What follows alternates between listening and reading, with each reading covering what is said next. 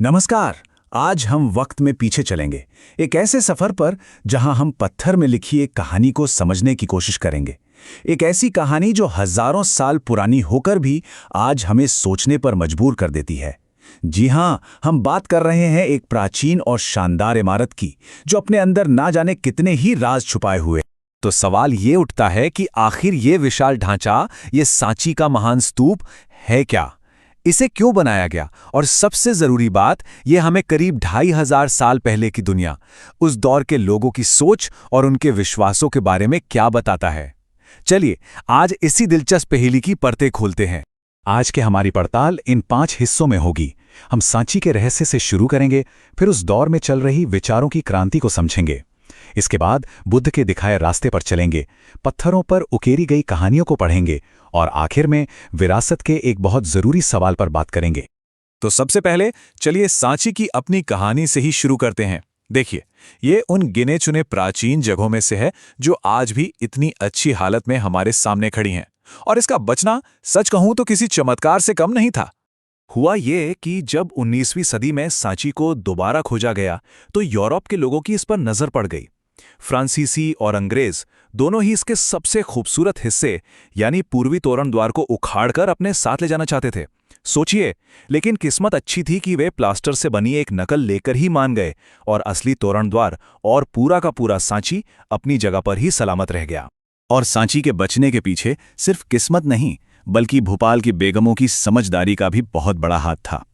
शाहजहां बेगम और सुल्तान जहां बेगम ने इसकी अहमियत को समझा और न सिर्फ इसकी मरम्मत के लिए पैसा दिया, बल्कि यहां एक म्यूजियम और गेस्ट हाउस भी बनवाया। अगर वो ना होती तो शायद आज सांची का ये रूप हमें देखने को ही नहीं मिलता।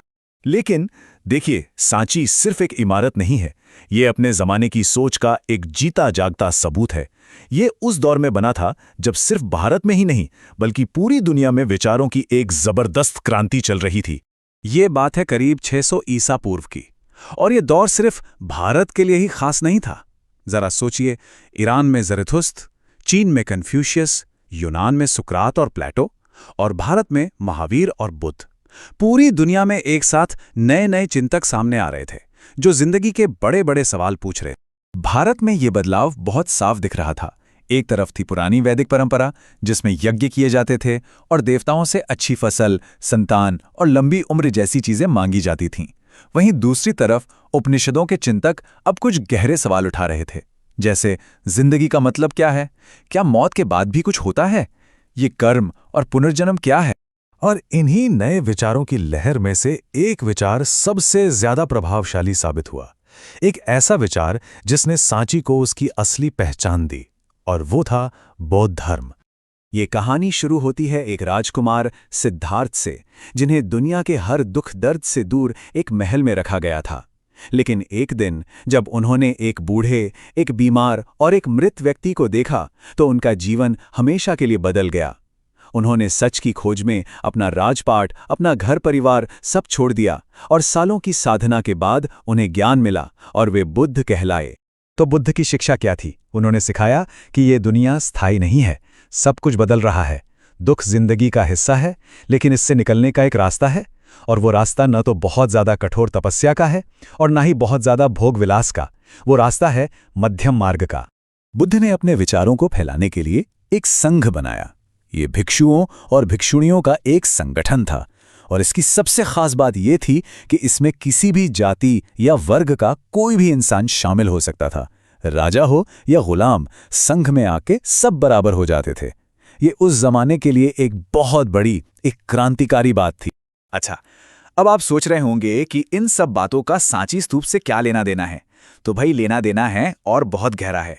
दरअसल ये स्तूप पत्थर पर उकेरी गई बौद्ध धर्म की एक खुली किताब की तरह है। यहां एक बहुत ही दिलचस्प बात देखने को मिलती है। शुरू के कलाकारों ने बुद्ध को कभी इंसान के रूप में नहीं दिखाया। उन्होंने प्रतीकों का इस्तेमाल किया, जैसे कि एक खाली सिंहासन जो उनके ध्यान को दिखाता है, एक पहिया जो उनके पहले उपदेश का प्रतीक है, और खुद स्तूप जो उनके महापरिनिर्वाण यानी मोक्ष का प्रतीक है। और स्तूप की दीवारों पर जो ये खूबसूरत नक्काशी है, ये सिर्फ सजावट नहीं है, इनमें कहानियां हैं, जातक कथाएं जो बुद्ध के पिछले जन्मों के बारे में बताती हैं। इन कहानियों के जरिए आम लोगों को अच्छी और नैतिक बातें सिखाई जाती थीं। और ये शानदार इमारत बनाई किसने? किसी एक राजा ने नहीं, बल्कि ये एक सामुदायिक प्रोजेक्ट था।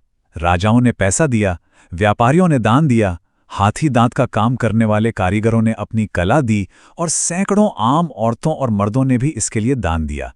ये हम सबका स्तूप था।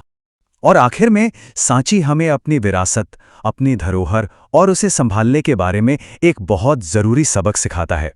इसे समझने के लिए जरा दो महान बौद्ध स्तूपों की कहानी देखिए, अमरावती और सांची। अमरावती की खोज पहले हो गई और अंग्रेज उसकी सारी कीमती मूर्तियां और नक्काशी उखाड़कर अपने साथ ले गए। आज वहां सिर्फ एक मिट्टी का टीला बचा है। वहीं सांची की खोज थोड़ी बाद में हुई और तब तक लोगों में यह समझ आने लगी थी कि इन चीजों को इनकी असली जगह पर ही बचाकर रखना ज्यादा जरूरी है। H.H. कोल जैसे कुछ पुरातत्ववेत्ता थे जिन्होंने इस लूट का जोरदार विरोध किया। उन्होंने साफ साफ कहा कि असली कलाकृतियों को देश से बाहर ले जाना गलत है। अगर म्यूजियम में कुछ रखना ही है तो उनकी प्लास्टर की नकलें रखी जानी चाहिए। तो असली सबक यह है कि सांची का बचना सिर्फ किस्मत की बात नहीं थी, ये संरक्षण को लेकर बदलती हुई सोच का नतीजा था। एक ऐसी सोच जो कहती है कि किसी भी कलाकृति का असली महत्व उसकी अपनी जगह पर, अपने माहौल में ही होता है। सांची हमें दिखाता है कि पत्थर भी कहानियां सुना सकते हैं, वो भी बोल सकते हैं। लेकिन एक सवाल फिर भी रह जाता है, जब हमारे पास कोई लिखी हुई किताब या ग्रंथ ना हो तो क्या हम पत्थरों की इस भाषा को, इनकी कहानी को पूरी तरह सही समझ सकते हैं? ये एक ऐसा सवाल है जो हमें इतिहास को और भी गहराई से सोचने और समझने के लिए प्रेरित करता है।